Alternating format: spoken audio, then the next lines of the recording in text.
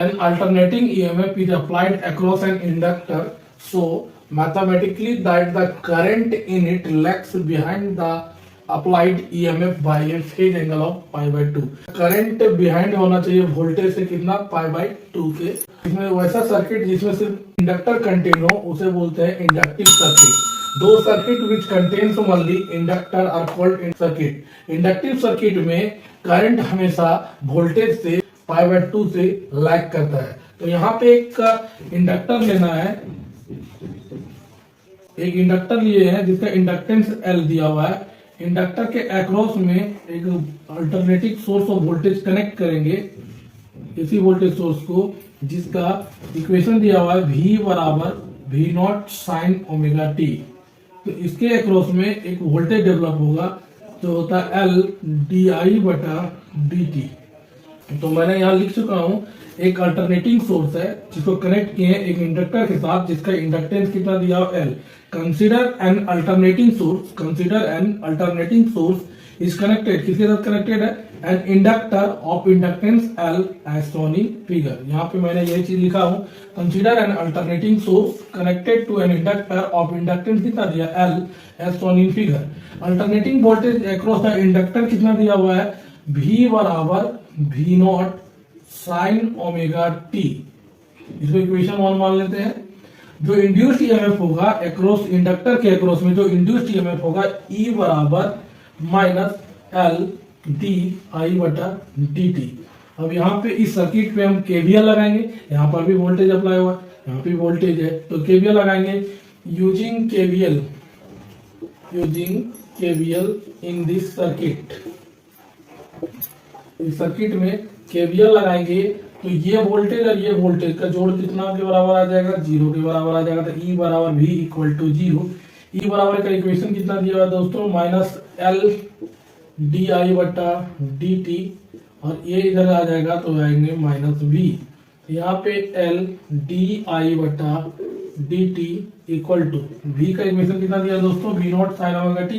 तो यहाँ पे बैठाएंगे V naught sine omega t, minus से माइनस कैंसल, dt को इधर लेके आएंगे, L को इसके नीचे लेके आएंगे तो यहाँ बचेगा d i equal to V naught by L sine omega t, और dt को यहाँ लेके आएंगे।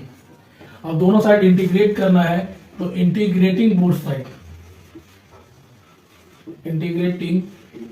बोथ साइड्स वी गेट, हमें क्या मिलेगा, इंटीग्रेट बोथ साइड करेंगे तो d i equal to V naught by L बाहर चले जाएगा तो V naught by L integration sine omega t d T.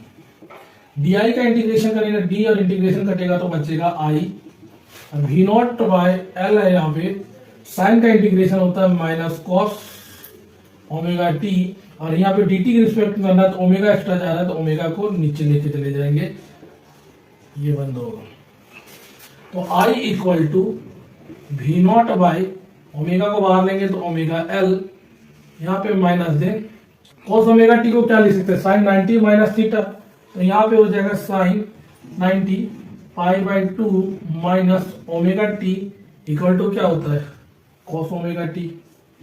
तो यहाँ पे माइनस को अगर अंदर मल्टीप्लाई करते हैं तो I बराबर V naught by omega L, इसको अंदर मल्टीप्लाई करते हैं तो हो जाएगा sign omega t minus pi by 2।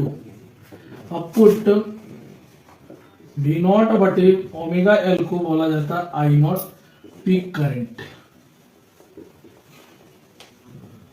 तो I बराबर कितना आ जाएगा, यहाँ पे ये I नॉट हो जाएगा, साइन है, और इधर बचा हुआ omega t minus pi by 2। अब इक्वेशन इसे 2 मानते हैं तो हम यहाँ इक्वेशन 1 और इक्वेशन 2, यहाँ पे ध्यान दीजिए, यहाँ पे फेज कितना दिया हुआ है ओमेगा टी, और यहाँ पे दिया हुआ है omega t minus pi by 2।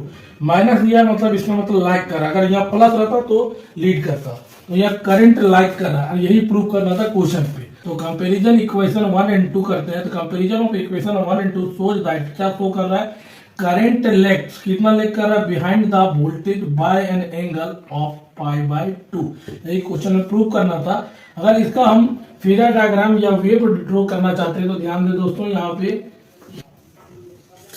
ये वोल्टेज का लाइन, वोल्टेज का इक्वेशन दिया है V बराबर V0 sign omega T, V0 sign omega T.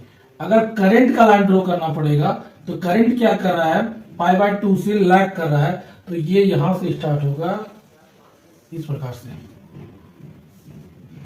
Current का इक्वेशन हो जाएगा I बराबर I0 sign omega t minus π/2। अगर इसका फेजर डायग्राम ड्रॉ करना चाहेंगे तो फेजर डायग्राम देखिएगा दोस्तों, यहाँ पे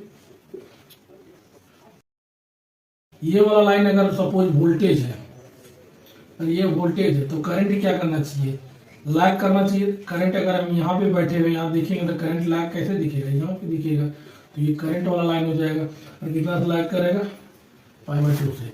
अगर ऐसे नहीं है तो एक और है, यहाँ पे ध्यान दो दोस्तों, अगर इस वाली लाइन को हम करंट मानते हैं तो वोल्टेज क्या करना चाहिए, लीड करना चाहिए, तो वोल्टेज यहाँ से लीड करेगा π/2 से। तो अगर वोल्टेज मानते हैं तो करंट नीचे, करंट मानते हैं तो वोल्टेज ऊपर। क्वेश्चन और ये आंसर को पूरे स्क्रीन में एक बार में आप देख सकते हैं। आंसर इसका बड़ा होने के कारण थोड़ा सा एडजस्ट करना पड़ेगा।